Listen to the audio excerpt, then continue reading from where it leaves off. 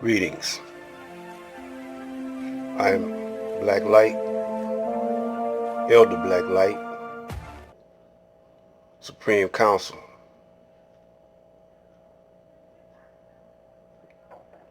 We are talking about the Illuminati, Yaqub, and his grafted devil, the Tricknoledgy, and Judgment Day.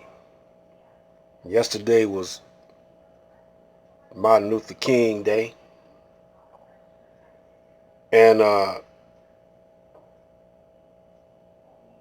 so we just wanted to say we thought the brother was, he was sincere, but Martin Luther King was very sincere, but he was caught up in the devil's world.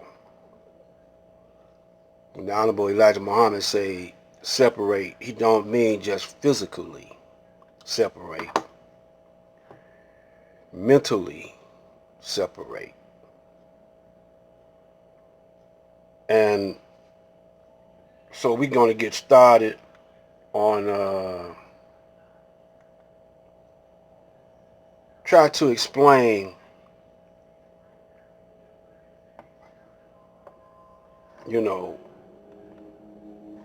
the situation we're in today. The reason why I included Judgment Day on the title, because it is Judgment Day. The Sabbath. We'll go into that a little later. But to give you a hint of what I'm saying, where I'm coming from, the Trump's impeachment. At the same time, he killed or murdered a Muslim. He's a Caucasian, but they say they're Muslims. And the USA is all in their territory, occupying on their turf, threatening them, intimidating them, murdered Soleimani. And so we thought we would include the Illuminati, which is a combination of the Zionists, Israelis, Jews, and the Romans. And we'll get into how they are related a little later. But before time, flees away,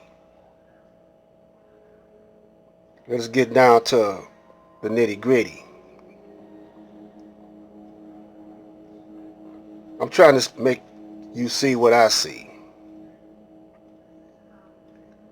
Now, I came up in when I was a teenager or a young man.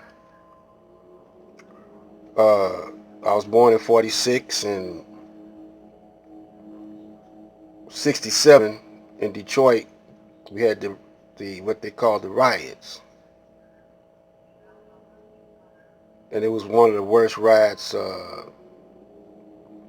I say it was the worst riots because we scared the Caucasian. We scared him. Because the brothers here were in New Mecca. Why I call it New Mecca is because the Honorable Elijah Muhammad was taught here by Allah, who came in the person of Master Farad Muhammad, over there in Black Bottom on the east side. That's where I was born. I was born on the east side, not too far from the first, one of the first or the second temples over there.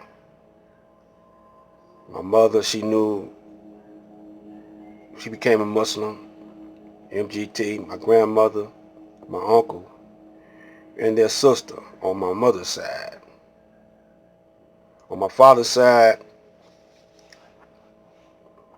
my father, he wasn't too much into no kind of organization. But we'll get into his background a little later too. And I was born into the nation. But my mother, she didn't stay. Took me away when I was 7. Now, all this, the Motown sound, Berry Gordy, I was heavily influenced by music. And at the age 12, I had a little band that we played at some birthday parties, and we started making some money. I was 12 years old when I made my first money playing birthday parties. And I've been into it ever since. But I've been doing other things too. I did a little radio and television. Now, I went to Wayne County Community College,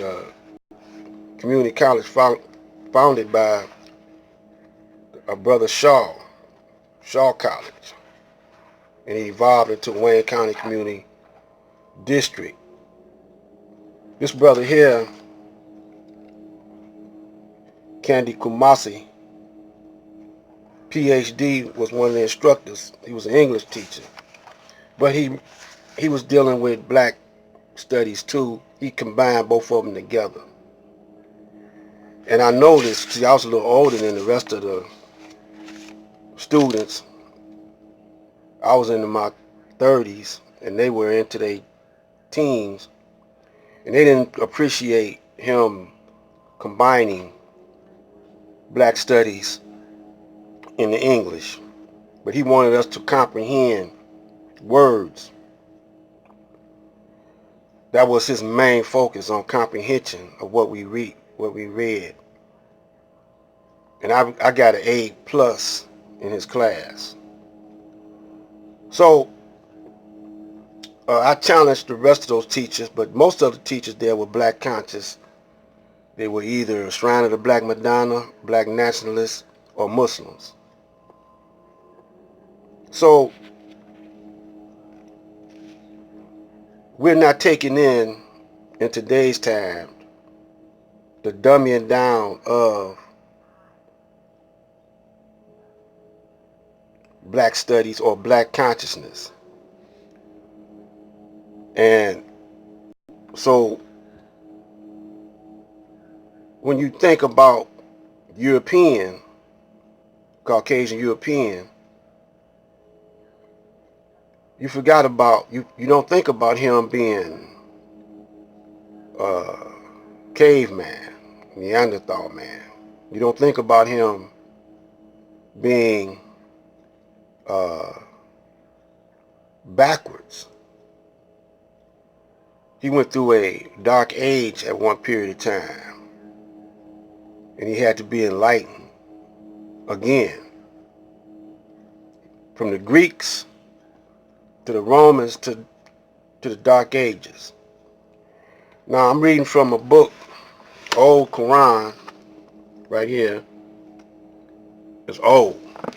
Ed Von sold me this book when he had a bookstore over on Dexter.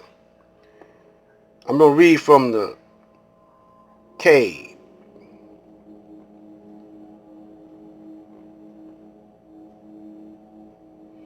Chapter 18, Surah 18, the cave. But I'm going to read this little paragraph on paragraph 5 saying, no knowledge have they of such a thing, nor had their fathers It is a grievous thing that issues from their mouth, as a saying what they say is nothing but falsehood.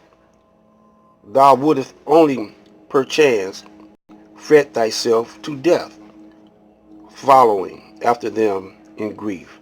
If they believe not in the message, that which is on earth we have made but a glittering show for the earth, in order that we may test them as to which of them are best in conduct.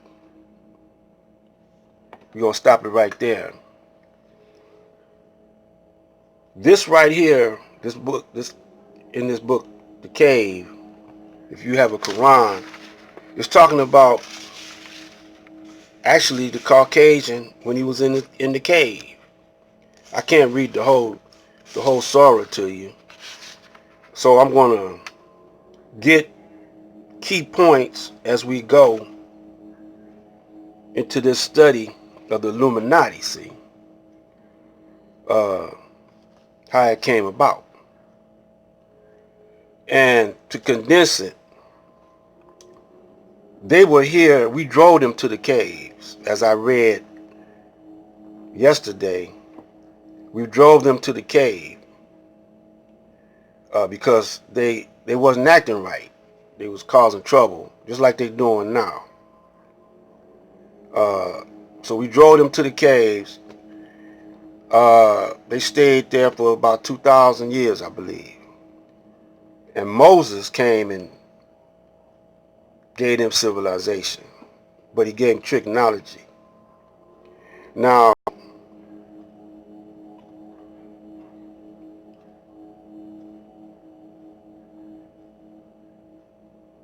the Greeks are the first to come out the caves and study up under us. This is when the Illuminati,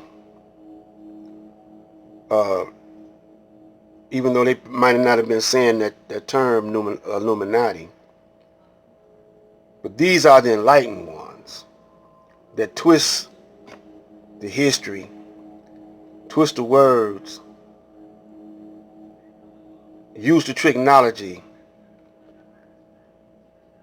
along with brute force, to enslave the original man. This is part 2. Stay tuned for part 3. It's going to be a long thing, so have patience. Black light.